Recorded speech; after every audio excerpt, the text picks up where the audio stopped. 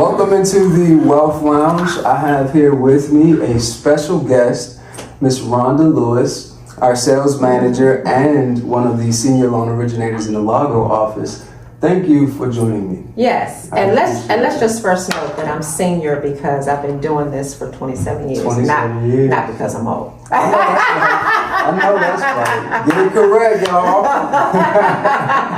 All right, so we have I think a unique topic. Yes. That I think every beginning borrower feels, which is how to choose the correct lender that specifically speaks to that person's need. Yeah. So jumping right into it. Right. What factors should I be considering when selecting my lender? So you hit on something very important. You said according to the borrower's needs. Mm-hmm. So the first thing that the borrower needs to do before you can choose a right fit, you have to know what your needs are. Mm-hmm. Okay? So the first thing that should happen there is that the borrower needs to decide what their needs are. Mm-hmm. Because it'll change from person to person, and that will help you determine just who is the right person, what is the right fit for you. Mm-hmm. And so if you are a very analytical type and you need everything explained to you and you need details, then you want to make sure that you're working with a person who's going to take that time to go over that type of information with you. If you are a person who has excellent credit, you have a substantial amount of funds to put down, like over 20%, you've been on your job, more than 2 years, you have no issues, then you may choose a different type of lender, okay? If you are a person who has some issues, who need a little bit of hand-holding, maybe some consultation as it relates to things like credit or savings, then you need a different type of lender. So it's a matter of determining first what your needs are, so that you can then figure out who will fit and who will be able to service you. Mm-hmm. Well, that's actually great information. So when someone does figure out what those needs are, and they have assessed some of their personal, circumstances, and maybe in the selection process have determined what lender, or maybe a group of handful of lenders that they want to work with. What goes into the thinking, or how does someone go about comparing those lenders that they have selected, and then also comparing the rates that they offer? So rates is a big topic in this market now, and the reason is because they have gone up, a lot over the last 8 to 9 months. Okay, so what I tell my clients is, if rate is the absolute only thing that matters to you, then that should be the only thing that you ask about when you call someone. And you don't even have to make a call for that. You can go online. If rate is the only thing that matters, and all you're looking for is the absolute lowest rate, and you have really good credit, and you have a substantial amount of money, and that's the only thing that matters, go online. Go online and decide who it is that you're going to use, okay? Because that's a lender, and you can get that yourself. If you are looking for someone who's going to show you options and be able to do comparisons for you, be able to show you ways to manage that mortgage as the investment tool that it is, and we can talk about that later, be able to help you manage that mortgage and use it as an investment tool, even though you may be saving a little bit on the interest rate up front and that payment may be $40 or $50 lower, if you're working with someone who knows this market, who knows this industry, then you're talking about being able to work with somebody that could save you hundreds of thousands of dollars in interest, that can help you figure out how to take your money and use it in relation to this mortgage loan to help advance you financially over the long term. So rates, nobody wants the highest, possible interest rate. When I go shopping, I don't want to go to Neiman Marcus all the time. Sometimes I would like to do it. But I don't want to be at Walmart all the time either. Right. Okay, and so you get what you pay for. Yeah. Remember that. You get what you pay for. And so when making your comparisons, I like to tell people like this is a major transaction. This is a major transaction, and for most people, it is the largest purchase that we're going to make. What else are we going to be buying for $200,000 and $300,000 and $400,000 and $500,000? Nothing. I'm not buying a yacht. I don't know about you, but I'm probably not buying a yacht, and neither are most folks. And so it is a major purchase. You want to work with somebody who is going to listen to you, find out what your goals are. Because anybody can just spit out numbers. You can go online, I promise you can just go online, put in information, and you can have something just spit out numbers. But if you're working with someone who knows what your goals are, maybe you want to retire in 6 to 7 years. So I need to figure out a mortgage that's going to work for you for that. Maybe you want to buy a home to stay in it forever. Maybe you want to buy a home so that you can rent out part of it. So we need to be talking about what your goals are for this home purchase so that we can design a mortgage. We can help you figure out a mortgage and give you options that are going to work for you. That to me is what we do. I think that separates us from, the online competitors, is that we are people who are knowledgeable and have expertise in this market and in this industry, and not just in this industry, but also in the global market, to determine what's going to be happening. Because everybody's talking about, I keep hearing this term like date the rate, marry the house, or something like that. They marry the house, date the rate. But it's still a relationship. Absolutely. No matter how you slice it, nobody wants to be dating nobody that's making them miserable either, right?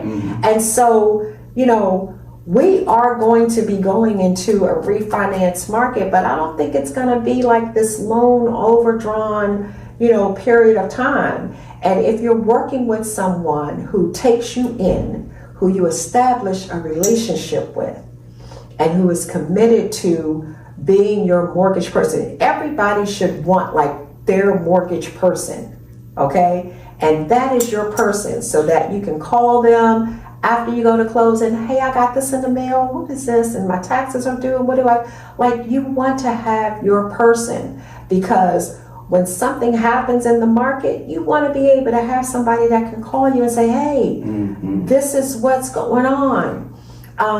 This is how we can help you. Or you want to have somebody that you can call and say, hey, this is what's going on. Can you help me? Absolutely. That's important. That's important. And so that's what I would love to see people focus on, is finding that person that you can connect with, that is concerned about what your goals are and what it is you're trying to do, not just with this purchase, but where do you see yourself 5 years from now? What is your main reason for buying this house? Like, if you're doing a mortgage loan with a person that's not asking you anything besides how long you've been on your job, how much money you make, and what your credit scores are, that might not be your person.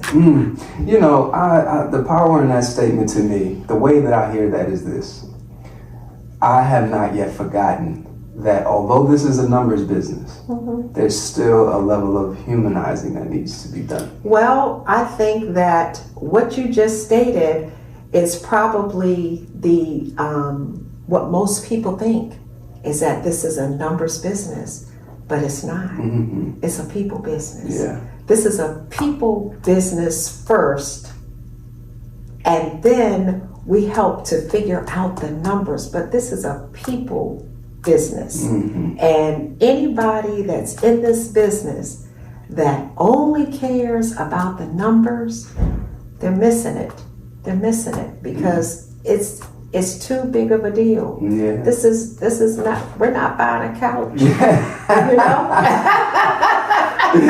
You know, I love that. I love that. Listen, tap into this, man, because she's right. I mean, you can go online and you can get numbers all day long, but if you're going to get someone who cares about you, that's going to walk with you post-closing, you know, I think that is so needed and so important. My clients call me all the time. They call me for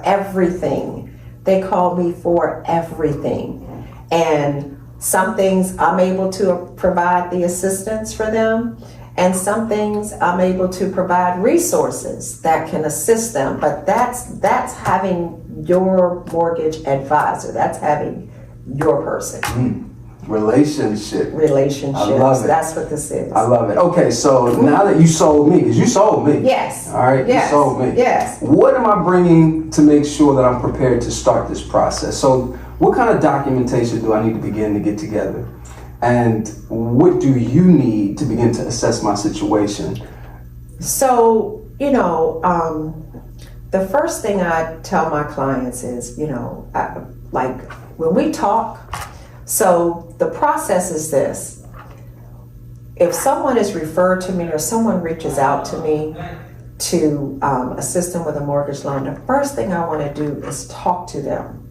And if you don't want to talk, I'm not your person. I can tell you right now, I'm not your person.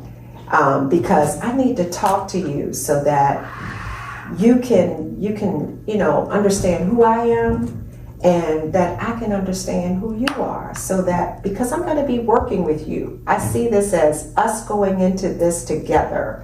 I'm the person that has most of the information and the knowledge, and so, but I'm going to be working with you to share that information to you, with you, in a way that is relatable for you, okay? In a way that reaches you, that you can understand, and that's different for everybody, okay? So I want to talk. I want to find out, like, what is your reason? Like, what is your reason? Tell me about your why for purchasing this home. Everybody has different reasons. It might be, you know, hey, I have kids. I want to have a place for them to play in the yard. Or it might be, hey, I'm trying to build something. I'm trying to establish this as my first home so that I can buy and build an investment, you know, profile later. Or it might be, hey, you know, I got my mother moving in with me. I need to take care, like whatever that is, okay?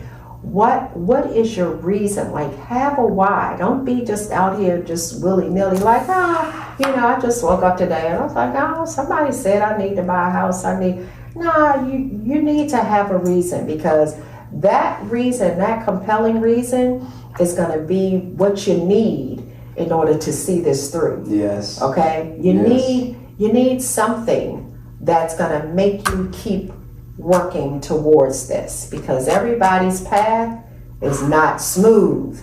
Everybody's path is not, you know, just, you don't have to jump over any hurdles, or you don't have to do any work. Everybody's path is not like that. As a matter of fact, most people's path is not like that. And what we tend to see online, we see closing day, right? People holding up their signs and they doing a little dance, you know, they just closed on their house and everybody's like popping champagne, but nobody's talking about what happened. Like, you think they just woke up and closed the house? For every celebration, closing day that you see, trust me, those people have a story. And some of them have persevered through a lot. Some of them have worked on things for a long time. And some of them have, even throughout the process, have had some things to make them feel like they wanted to stop, but they kept going. So if we're going to celebrate, let's not just celebrate the fact that they closed, let's celebrate the fact that they persevered. Let's celebrate that, because that's what most people's journey looks like, especially those who are purchasing for the first time. Yeah, I love the way you just set context to that. Because you look online and everything right now is immediate gratification. But when people are popping champagne bottles and then posting selfies and videos about closing, they don't understand there's a why connected to why they posted the selfie and why they popped the bottle. No, I think process and preparing them for that is so important. Absolutely. On your initial call with your client, what documents are you preparing them for to bring to you? Yeah, so, on that initial call, I just want to get to know them. I want to, I'm going to be asking a few questions about what their why is, what areas are they looking to buy in, what they feel like their affordability range is as far as a mortgage payment. Just, where they think their credit scores are. They don't have to know what their exact numbers are, but I'm just trying to get an idea as to a starting point for them, because it's like on that intro call, I'm starting to figure out what their needs are. I can, tell by talking to them. Are they kind of shy?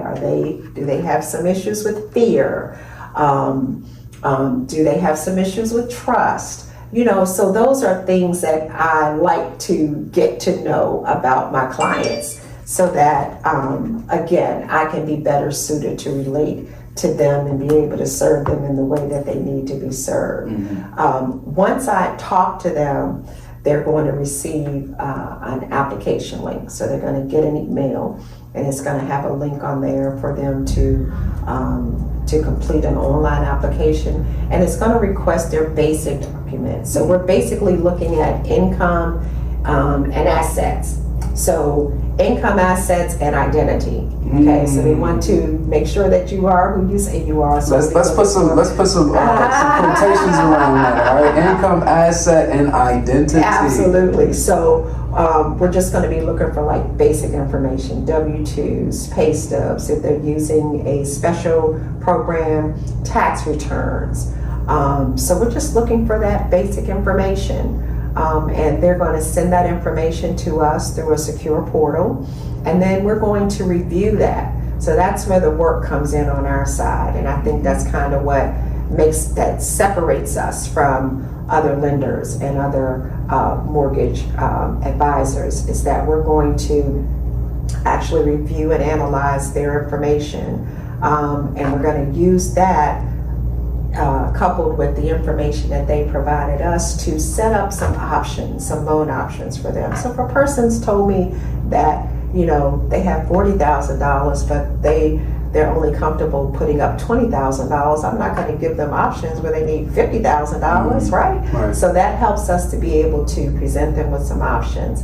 And then they're scheduled for a pre-approval consultation. So that consultation is when they talk to me, and I tell them to block out about 30 to 45 minutes, but I allot for an hour. I'm telling anybody. But because I like to use that time to just kind of dig in deep.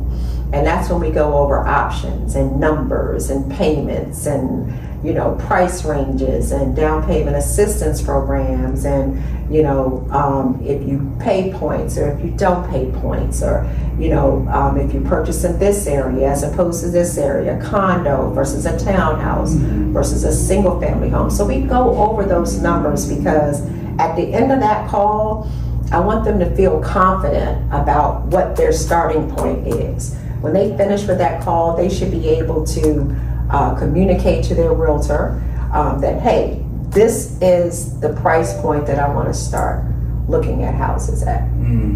So that's basically the way that we do that. This next question, I'm sure you probably wouldn't have an issue with, because of the way you handle the communication. Yeah. You spark it, but then you have a nurturing component and Absolutely. element in it Yeah. that kind of carries the conversation organically. So this next question probably wouldn't pertain to you, but I do think it's valuable for most to understand it. Yeah. What kinds of questions should the client begin to ask so that they are making sure, because you don't know what you don't know. Right. So, and if you don't ask, you won't receive. Sure. So what sorts of things do you feel clients should be asking at a bare minimum to make sure that their needs are met? So I think that goes back to what we said is first knowing what your needs are, right?